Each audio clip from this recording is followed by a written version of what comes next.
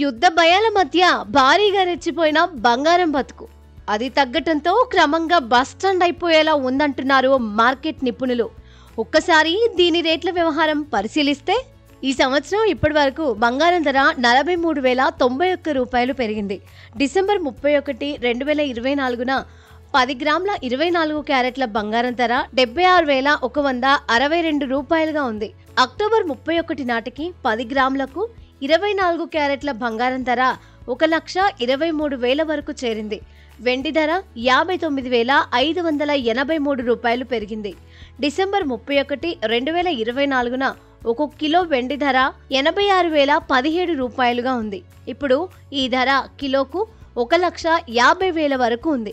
ఇక గత 13 రోజుల్లో అంటే అక్టోబర్ 31 వరకు వెండి 25,000కు పైగా, బంగారం 10,246 రూపాయలు తగ్గాయి. ధన్తెరస్, దీపావళి వంటి పండుగల సమయంలో బంగారం, వెండి డిమాండ్ తగ్గింది.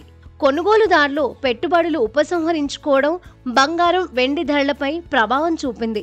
లాభాల స్వీకరణకు కూడా అమ్మకాలు పెరగడానికి దారితీసింది.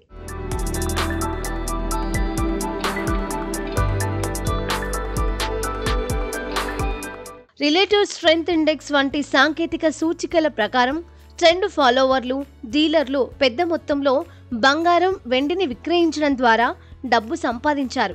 ఫలితంగా 2 లోహాల ధరలు పడిపోయాయి. భౌగోళిక రాజకీయ పరిణామాలు సడలించాయి. రష్యా ఉక్రెయిన్ యుద్ధం కాకుండా ప్రపంచంలో శాంతి నెలకొని ఉంది. ఇది బంగారం డిమాండ్ను ప్రభావితం చేసింది. బంగారంలో పెట్టుబడి సురక్షితమైనదిగా పరిగణిస్తారు. ఆర్థిక సంక్షోభాల సమయంలో బంగారం విలువ పెరుగుతోంది. ఇక Indian bullion and jewellers association ప్రకారం బంగారం, వెండి తగ్గుముఖం పడుతున్నాయి.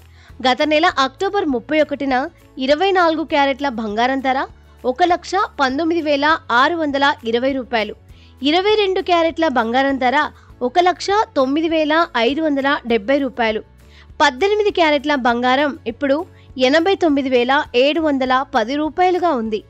నవంబర్ 1న తులం ధర 1,23,000 వరకు ఉంది. ఫ్యూచర్స్ మార్కెట్, అంతర్జాతీయ మార్కెట్లో బంగారం మరియు వెండిపై పన్ను లేదా సుంకం లేదు. అయితే సుంకాలు, పన్నులు బులియన్ మార్కెట్లో చేర్చనందున ధరల్లో తేడా ఉండొచ్చు. ఏది ఏమైనా బంగారం తగ్గడం వలన అందరికీ ఆనందం కలిగిస్తోంది.